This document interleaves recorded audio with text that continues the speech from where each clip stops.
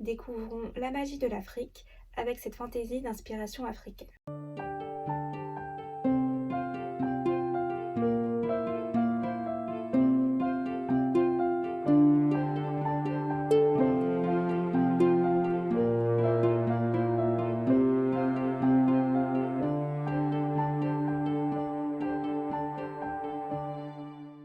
Bonjour amis des livres, c'est la chaîne du Cactus qui lit et cette semaine on va voyager du côté de l'Afrique avec De sang et de rage de Tomi Adeyemi.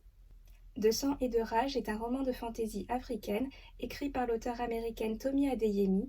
C'est le premier tome de sa trilogie Children of Blood and Bone, édité en France en 2019 chez Nathan. Dans ce livre, nous suivons Zélie, une jeune fille du clan des Magies, une tribu qui était autrefois dotée de pouvoirs magiques, mais ceux-ci ont été supprimés par un roi cruel et sans pitié. À présent, les Magies sont asservies, humiliées, traitées comme des rebuts de la société. Zélie tente donc plus de survivre que de vivre, jusqu'à ce qu'une rencontre fasse basculer le cours de sa vie, une rencontre qui va la mener à accomplir une mission périlleuse, celle de faire revenir la magie. De sang et de rage est un roman de fantasy young adulte, alternant entre les points de vue de trois personnages. Le style d'écriture y est léger, mais l'univers, lui, y est un peu plus sombre. Le personnage principal y est donc Zélie. Bien que battante et courageuse, elle ne s'attendait pas à se faire propulser au statut d'héroïne. J'ai ainsi bien aimé ces passages de doute quant à sa capacité à réussir ou non la mission qui lui tombe sur le coin du nez. Ça me la rendait beaucoup plus sympathique et réaliste. Et sur sa route, Zélie va croiser le chemin de deux autres personnages, Inan et Amari.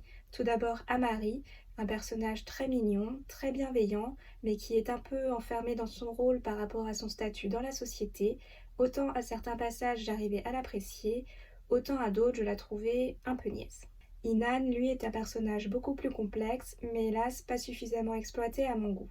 En tout cas, j'ai beaucoup aimé son ambivalence, sa difficulté à discerner le bien du mal, même si parfois il manque un peu de jugeote. Puis un autre personnage fait partie du voyage, Zen, le frère protecteur de Zélie, mais l'auteur ne nous place jamais dans son point de vue, et j'ai trouvé que c'était un peu dommage parce que je pense que ça aurait pu apporter un petit plus de découvrir sa sœur à travers son regard. Bien évidemment, le fait de mettre le continent africain à l'honneur en s'en inspirant pour créer un univers de fantaisie avec une héroïne noire m'a beaucoup plu. Les thèmes du racisme, de l'esclavage y sont abordés. C'est un univers assez sombre et violent, mais qui balaye le manichéisme. Avec le mélange des points de vue des trois personnages, on fait face à leurs différences.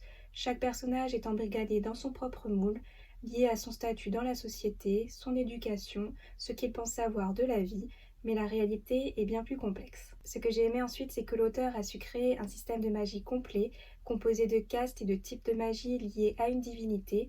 J'ai trouvé qu'il y avait une sorte de côté tribal qui se dégageait de cette magie. L'univers est aussi porté par une mythologie et un panthéon de dieux. Il y a des contes et des légendes qui nous sont retranscrits tout du long du récit.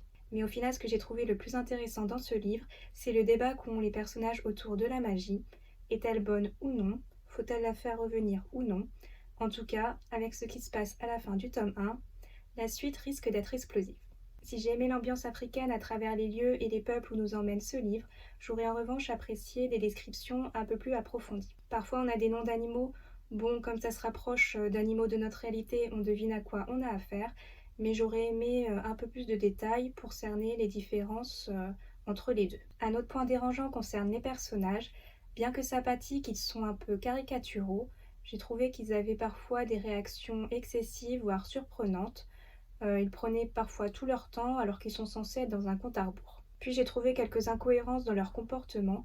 Par exemple, Amari, l'auteur nous la présente tantôt comme un personnage qui sait manier l'épée, tantôt elle ne sait plus se battre, tantôt elle redevient courageuse, puis en fait non.